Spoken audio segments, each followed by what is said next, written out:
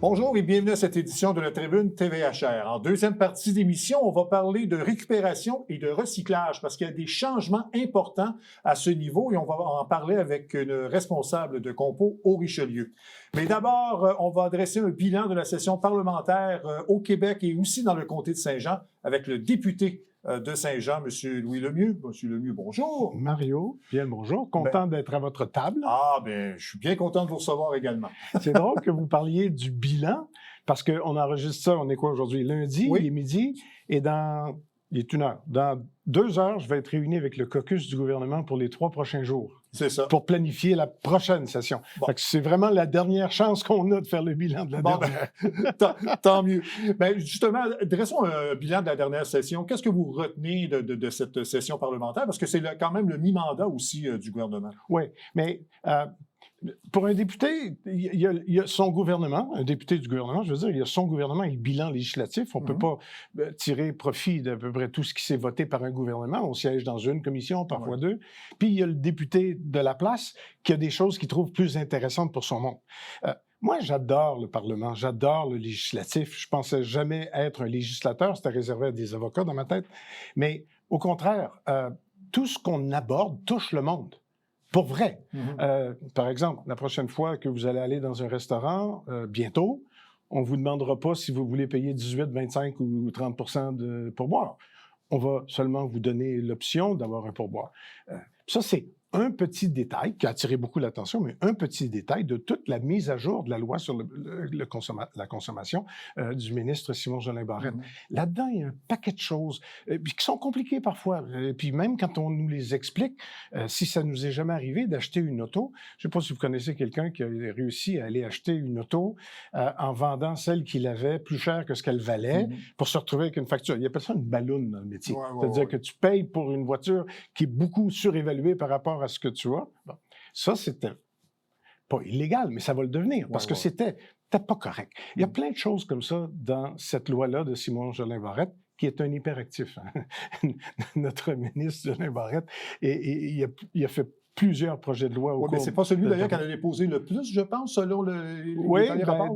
Ça dépend jusqu'où on remonte, mais parce qu'effectivement, il est très hyperactif et sa spécialité, puisque c'est un avocat puis c'est le ministre de la Justice, et donc c'est sa prérogative, c'est les lois sur la famille. On en a fait 3 en 3 ans pour changer à peu près tout ce qui existe, autant la façon dont les couples conjoints de fait vont se régir dorénavant par rapport à ce qu'un couple marié ferait. Bon, ça c'est une partie. Il y a eu 3 vraiment gros pans de mur qui ont été refaits. C'est pas juste de la déco, là. Il faut refaire les fondements de la loi. Ça, c'est des lois auxquelles j'ai participé, mais dans la salle de côté, il y avait le ministre Boulay qui a refait toute la loi sur la construction. Ça faisait presque 50 ans qu'on n'y avait pas touché. Et à chaque année, on a des problèmes avec les négociations sur la construction. Il y a une bonne raison pour ça, c'est que c'était vieux comme Mathusalem. Bon, il y a plein de choses comme ça. Puis moi, j'ai pris goût avec le temps. Tant qu'elle est à Québec, tu sais, si je suis obligé d'aller à Québec 3 jours semaine, autant me mettre les mains dedans. Tout à fait. Et moi, j'ai aimé ce que j'ai vu et j'aime ce qui s'en vient. Alors, là, vous pouvez me tirer les verres du nez si vous voulez, mais je ne peux pas vous en parler. Puis je vais avoir les détails au cours des 3 prochains jours. Mais on travaille ça en amont. Il n'y a pas quelqu'un qui se lève un lundi et qui dépose une loi le jeudi, sauf en cas d'urgence. Mais règle générale, le caucus des députés auquel on participe tous travaille en amont avec le ministre en disant, si tu fais une loi là-dessus, on aimerait ça que ce soit ça, là, comme ci, comme ça. Et effectivement, ça fonctionne. De sorte que on va avoir bientôt des lois sur lesquelles j'ai eu une certaine incidence et que j'attends avec impatience parce que c'est des raisons pour lesquelles je suis venu en politique. Donc, un bilan, on peut dire le nombre de projets de loi, on peut dire plein de choses. Moi, ce que j'aime, c'est que ça a avancé, que les choses ont changé. Malheureusement, le public ne le voit pas toujours parce qu'au moment où on les adopte, pas nécessairement intéressant, tel article, telle commission, telle affaire, mais parliez dans votre début d'émission tout à l'heure du recyclage, puis de la récupération, la consigne. Tout ça va changer dramatiquement au cours des 2 prochaines années. Mais ça, c'est parce qu'on l'a fait il y a 3 ans. Ça fait 3 ans qu'on a fait ça, mais ça prend un temps fou. Il faut réorganiser les structures, intégrer tout ça, s'organiser que ce soit bien financé. D'ailleurs, il y a un retard, parce qu'il y a eu un premier retard à cause de la pandémie, puis après ça. Bon. Mais on va y arriver. Ce qui veut dire qu'on ne gaspillera plus les bouteilles de plastique pour boire de l'eau à 10 cents. C'est fini ce temps-là. On va récupérer, on va vraiment aller chercher avec la consigne tout ce qu'on peut de tout ce qu'on jette d'habitude. Pour moi, ça, c'est fascinant et c'est positif. Alors, moi, je suis un petit garçon comblé de la dernière session et j'ai très hâte à la prochaine. Bon, on va parler de choses plus concrètes. D'accord. Même si ça se passe aux États-Unis, ça va avoir des répercussions parce qu'on est près des frontières américaines. C'est bien sûr l'élection de Donald Trump. Au moment où on se parle, c'est son assermentation actuellement. Oui. Il y a des rumeurs comme quoi il va imposer des tarifs douaniers. Il ne l'a pas fait encore. Dans son discours, Non. Mais on n'est pas à l'abri. C'est ça. C'est clair. Quelles répercussions ça pourrait avoir ici pour nos entreprises? Parce qu'évidemment, nos entreprises ici font affaire beaucoup avec les États-Unis. Énorme, mais on est très diversifié ici. Donc, on a certains secteurs de notre industrie puis de notre économie ici qui sont fragiles. Si on exporte moins aux États-Unis, il y a moins de camions Bourassa qui vont traverser. On imagine. Bon. Mais on a une économie très diversifiée, même l'économie, l'industrie manufacturière. Imaginez l'aluminium, imaginez le bois. Bon. Eux autres, là, quand on dit... puis c'est chez nous, ça, là. C'est pas dans notre cours, mais c'est chez nous. Tous les secteurs sont potentiellement, je ne veux pas dire à risque, mais potentiellement fragilisés avec ce qui s'en vient. Bon. Mais moi, je suis... c'est fou, hein, parce que Trump m'a fait peur, moi. Bon, à la limite, là, je veux dire, n'importe qui est moindrement conscient et démocrate, ça fait peur. Mais je pense vraiment que l'attitude... Je ne parlerai pas pour le gouvernement du Canada parce qu'il s'est passé ce qui s'est passé et puis c'est devenu compliqué à suivre. Mais l'attitude de notre gouvernement et de notre premier ministre, j'en suis pas juste fier. Je l'ai écrit sur Facebook. C'est vraiment pragmatique, ce qui est une marque de commerce de M. Legault et de la CAQ, ça c'est une chose. Mais c'est aussi pas visionnaire parce qu'on ne sait pas vraiment où on s'en va, mais c'est capable de voir où on peut tirer notre épingle du jeu quand on pourra la tirer. C'est de garder la tête froide. Parce que pour l'instant, il est trop tôt pour y aller de mesures. Parce qu'on ne sait pas, est-ce qu'il va tout mettre des tarifs sur tous les produits? Il va peut-être en cibler quelques-uns, on ne le sait pas encore. Il y a même la possibilité, parce que Trump, c'est Trump, qu'il ne fasse rien. Mais non. Qu'il dise, j'ai réussi à leur faire peur, c'est correct, j'ai d'autres chats à fouetter, maintenant je suis élu, j'ai plein d'affaires à faire, ça, j'ai plus le temps. On verra ce qu'il fait. Mais quoi qu'il fasse, moi, j'ai confiance. Vous savez, le Québec a rebondi de la pandémie plus haut, plus vite, plus fort, économiquement et même socialement, sociétalement, que tout le reste du Canada, puis en bonne partie des États-Unis. Les données économiques, même si Trump puis tout le monde claironnait que c'était effrayant, hein, puis l'inflation, puis tout ça. Au Québec, les chiffres, les données fondamentales de l'économie sont toujours les meilleures au Canada, puis potentiellement avec certains voisins américains. Donc, on est capable de négocier, pas de négocier avec Trump, mais de négocier les situations auxquelles on va être confronté pour tirer notre épingle du jeu. Puis ça, pour moi, c'est de garder la tête froide, d'être pragmatique, puis de prendre les choses au fur et à mesure. Bon, évidemment, là, ça devient extrêmement complexe. On est 10 à table, plus le premier ministre du Canada, lequel il sera dans 2 mois, on ne sait pas, puis dans 6 mois, on ne sait pas. Mais au final, avec tout ce monde-là à table, le premier ministre, puis je pense qu'il l'a bien montré, il s'est retrouvé à la table de Trump, c'était pas un hasard, là. Il a trouvé le moyen, en parlant à son ami Macron, qui l'a invité à Notre-Dame, qui l'a invité au repas, qui l'a invité à « Ah, ben regardons, c'est Donald Trump, bonjour, c'est François. » Bon. Je pense qu'on est capable. Puis toute la machine gouvernementale, la ministre Biron, qui est à Washington en ce moment, la ministre Biron, ça fait 1 an qu'elle travaille avec tous les bureaux du Québec à l'étranger, il y en a 24, mais elle les a travaillés de sorte qu'on a donné encore plus de coffres à nos bureaux américains pour travailler le terrain. Parce que des tarifs sur l'aluminium, ça va faire mal à qui, vous pensez? Faire mal aux Américains autant qu'à nous. C'est eux autres qui font les canettes avec l'aluminium qu'on leur envoie. Le pétrole, c'est la même affaire. Notre pétrole qui part de l'Alberta, bon, pétrole albertain. En fait, ils sont beaucoup dépendants des produits que l'on fait. Ça va aux États-Unis. Alors, c'est un jeu difficile à suivre, mais je pense qu'en gardant la tête froide, et je le répète, en étant pragmatique, il ne faut pas capoter, il ne faut pas paniquer. Il faut juste prendre les choses au fur et à mesure. Puis moi, j'ai le bon premier ministre pour me sentir en confiance. Parfait. On va y aller avec quelques dossiers locaux, si vous voulez bien. Oui, monsieur, ça j'ai hâte. On en a parlé la semaine dernière. C'est le dossier du CHSLD Georges Faneuf. Oui. Le projet de l'auberge Harris, on veut le transformer en maison des aînés. Là. Peut-être nous parler de ce dossier-là. Permettez-moi de reculer parce que il y a un promoteur qui a déposé une soumission pour répondre à l'appel d'offres du CIS Puis lui, dans sa proposition, c'est le motel Harris, le terrain de motel Harris, pour faire une maison des aînés qu'on appelle 2.0. Parce que les maisons des aînés construites par le gouvernement, c'est une chose. Et on en a une, la plus grosse au Québec, 192. Mais il faut s'attaquer aux vieux CHSLD pour les mettre à la sauce de la maison des aînés. C'est une nouvelle philosophie. Tu te lèves à l'heure que tu veux, tu te couches à l'heure que tu veux, tu manges ce que tu veux. Bon, ben c'est pas ça un CHSLD. Là. Puis les CHSLD, traditionnellement, c'est en hauteur, puis c'est des vieux hôpitaux. Bon, Georges Faneuf, c'est le deuxième plus vieux et vétuste au Québec. Il est temps qu'on sorte le monde de là. Alors, pour faire vite, on a fait un appel d'offres pour que quelqu'un nous construise un immeuble qu'on va louer pendant 35 ans, 30 ans. Et pendant ce temps-là, on va prendre les résidents et le personnel de Georges Faneuf, puis les emmener dans cet immeuble-là. Alors là, l'affaire, c'est que vous l'avez vu, il y a juste un soumissionnaire. Quand tu as juste un soumissionnaire, il y a plusieurs options. Une des options, c'est de retourner en soumission, mais elle peut être conforme, elle peut être acceptable, puis elle peut être acceptée. Pour moi qui décide, c'est le 6 de la Montérégie Centre. Je leur en ai parlé pas plus tard que cette semaine, la semaine dernière, et ils sont en analyse. Moi, j'espère que ça va être ça, parce que sinon, ça va occasionner des délais. On a déjà eu un délai de 6 mois, parce que si on a ce fameux projet Maison des aînés 2.0, c'est qu'il y a une douzaine de CHSLD comme ça au Québec qu'il faut qu'on fasse quelque chose. Alors, nous, on était le projet pilote. Parce que moi, ça fait 6 ans que je travaille. La première année que je suis arrivé, Marguerite Blais est venue ici avec moi visiter Georges Faneuf. En sortant de là, elle a dit « Louis, ça n'a pas d'allure, il faut qu'on ferme ça. » Oui. Alors, on travaillait sur des plans. La pandémie nous a causé des problèmes, mais le plan était toujours là. C'est le plan de la Maison des aînés 2.0.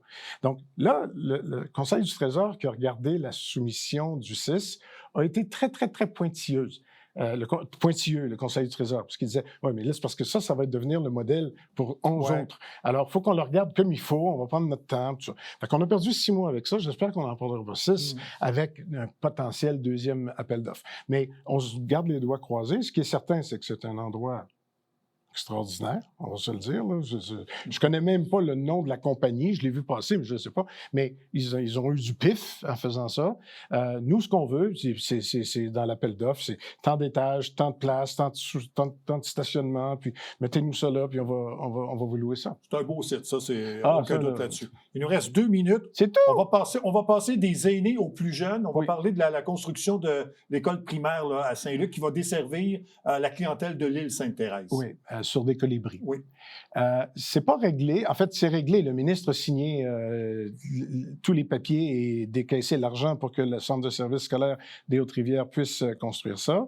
Le terrain a fait jaser beaucoup, a soulevé beaucoup de passion, tout ça. Et le terrain est toujours en analyse technique, géotechnique et tout le reste de ce qu'un centre de services scolaire responsable doit faire avec la Ville avant de prendre le terrain que la Ville lui a soumis. Il y en avait d'autres terrains. Là. Quand la Ville a soumis ces terrains, ils ont, de façon commune, conjointe, ils ont choisi celui-là qui était... La Ville était bien contente parce que ça ne coûtait rien, entre guillemets, c'était un petit terrain. Un terrain là, qui avait été, il y a 15 ans, zoné institutionnel pour une école, entre autres.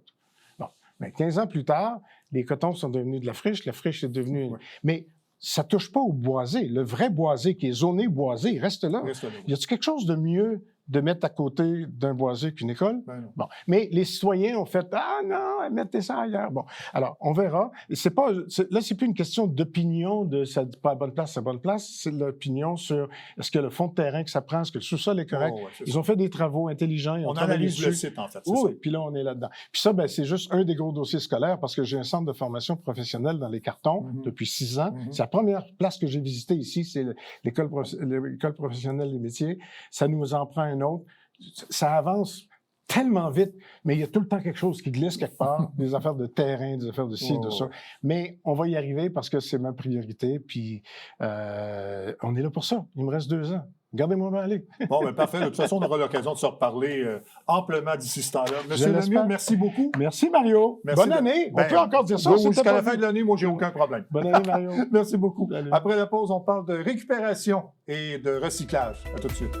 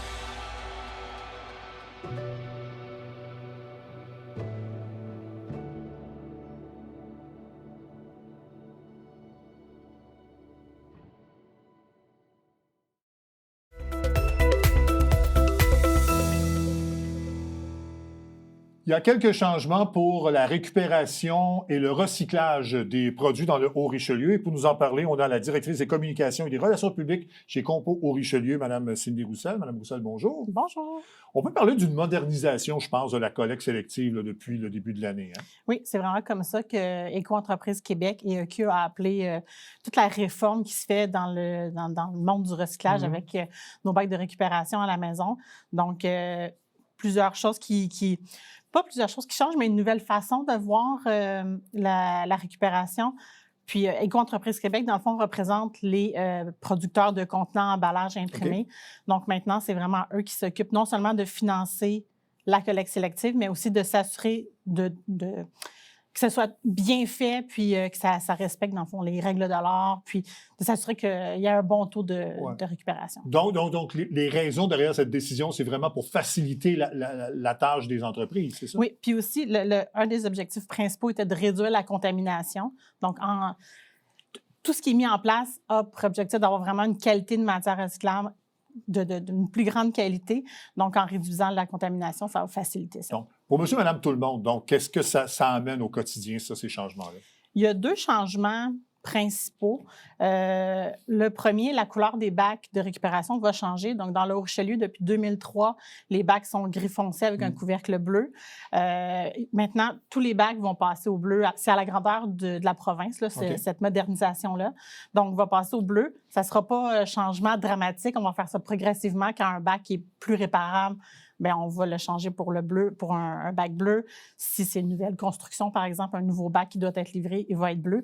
Mais les bacs gris avec le couvercle bleu vont continuer à être collectés, puis on va les réparer tant et aussi longtemps qu'on va pouvoir le faire. Là. Donc, on va éviter le gaspillage aussi là, des OK, donc vous allez le constater sur place si le bac doit être changé de toute façon, puis ça va se faire de façon graduelle complètement. Oui, exactement. Le service de réparation des bacs, c'est quelque chose qu'on offre depuis vraiment longtemps. Quand un couvercle est cassé, une roue, on va le réparer. Donc, ça va continuer même si la couleur des bacs va changer. Puis est-ce que ça change aussi au niveau des matières qu'on recycle ou non? Parce que, bon, avant, il y avait certaines restrictions. Est-ce que ça change à ce niveau-là?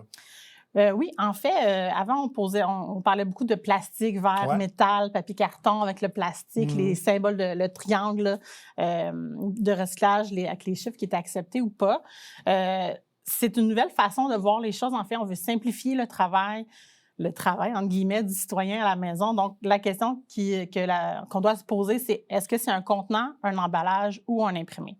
Si la réponse est oui, on le met dans le bac. OK. Donc, ça va vraiment plus simple de cette façon-là que d'essayer de voir, là, des fois, les symboles étaient petits, on ne s'en souvient pas, mais dans une autre ville, c'est différent. Là, ça va être une liste de matières acceptées à l'échelle de la province. Donc, beaucoup plus facile si on déménage, on ne change pas de liste de matières acceptées, par exemple. Il faut quand même que ce soit du papier, carton, plastique, verre, métal. Mais tant que c'est un contenant, un emballage ou un imprimé, on peut le mettre dedans. Il y a quelques petites exceptions, là, comme dans tout. On ne met pas de contenant d'aérosol, tout ce qui est pressurisé parce que c'est extrêmement dangereux. Le polystyrène aussi, donc ce qui sert à emballer dans les... Exemple, on achète une nouvelle télé, ça, on ne le mettra pas à l'intérieur, mais si c'est par exemple, une barquette là, de styromousse pour de la viande, bien ça, on pourrait le mettre. Ce qu'on ne mettait pas avant, mais maintenant, on va le mettre dans le bac de récupération.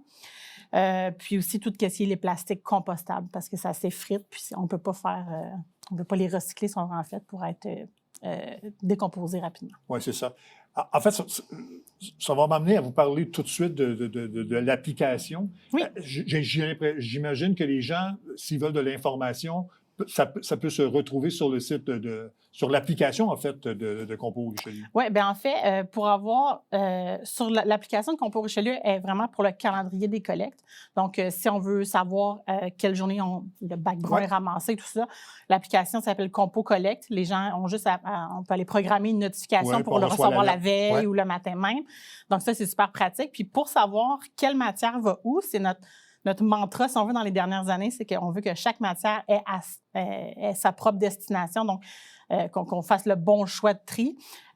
Donc, pour faciliter ce tri-là, c'est l'application Ça va où de Recyc Québec. OK. Donc, nous, on les appelle, c'est notre duo d'applications à avoir sur notre téléphone pour la gestion de nos déchets au quotidien. Là. Donc, les gens peuvent savoir exactement, lorsqu'on dispose d'une matière recyclable, on sait exactement où ça va aller. Exactement. On a vu les publicités de Éco-entreprise Québec, là, la personne a mis, par exemple, sa perceuse, puis elle dit, au pire. Ah, oui. Fait que ça évite ça avec l'application Ça va où? Ben, tu sais, au pire, si je tape perceuse à Saint-Jean-sur-Richelieu, ça va me dire à quel endroit. Est-ce que c'est à l'éco-centre? Est-ce que c'est dans un autre lieu de dépôt? Est-ce que c'est...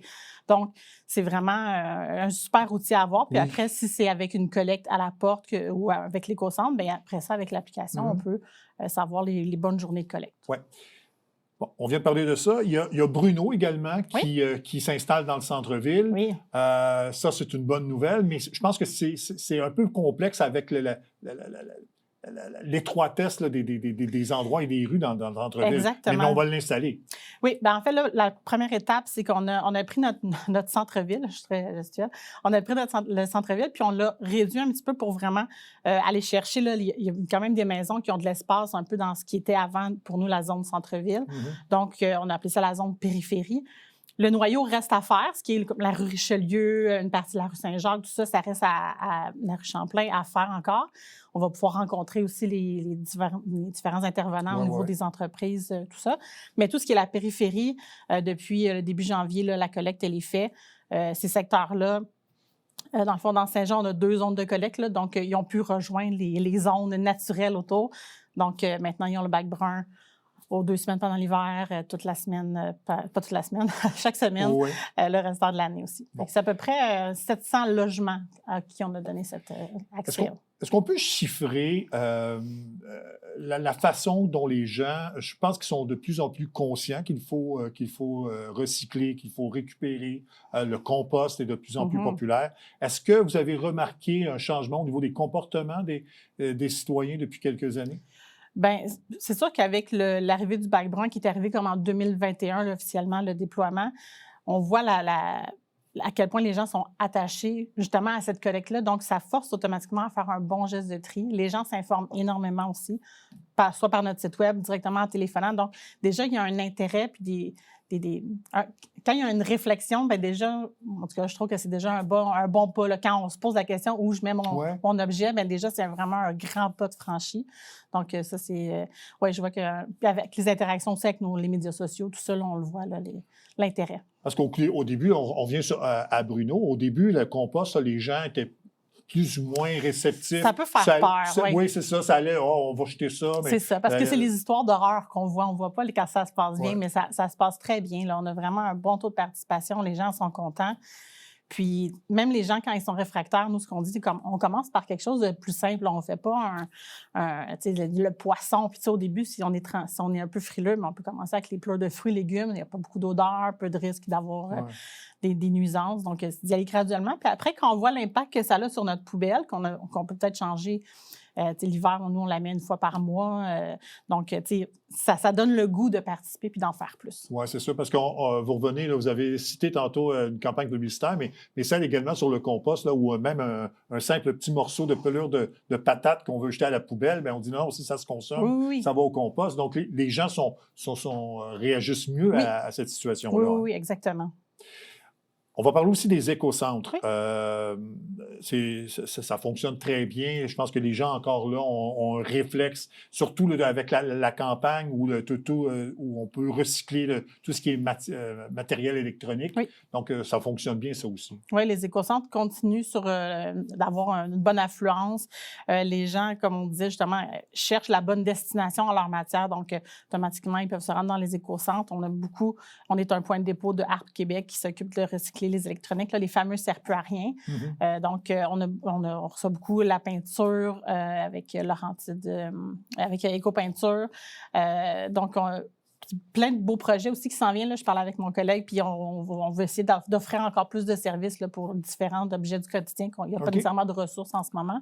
Donc, on travaille là-dessus aussi pour élargir l'offre le plus possible. Ben, c'était ma prochaine question, les projets pour 2025, là, sans étaler nécessairement, mais vous travaillez sur d'autres choses. Oui, je sais que c'est vraiment pas concret, mais je sais qu'il y a eu Appel à recycler qui a commencé à parler de peut-être faire du recyclage au niveau des les piles pour les vapoteuses. Donc, on n'avait pas de ressources du tout pour ça. Donc, on va regarder dans toutes ces matières-là que, pour l'instant, c'est un petit peu un cul-de-sac, mais de trouver, puis de participer aussi à, des fois, la recherche pour trouver des solutions. Là.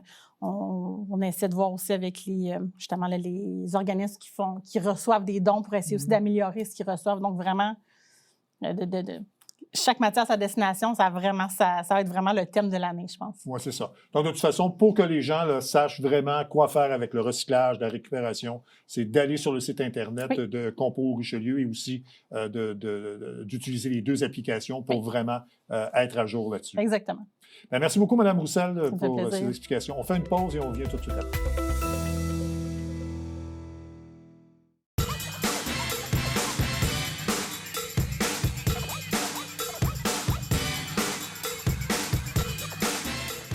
Dimanche, 9h30, Télé Bingo, on vous attend.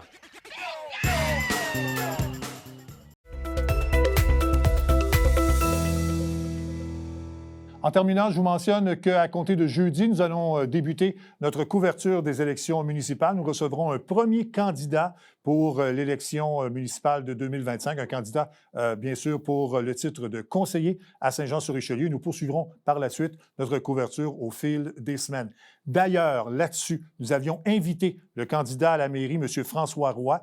Il a cependant décliné notre invitation pour des raisons qui lui sont propres et que nous acceptons, mais l'invitation demeure toujours si M. Roy veut venir à l'émission, bien sûr. Voilà, c'est complet pour cette édition de la Tribune TVHR. J'espère que ça vous a plu. Je vous souhaite une bonne fin de journée. À la prochaine, mesdames, messieurs.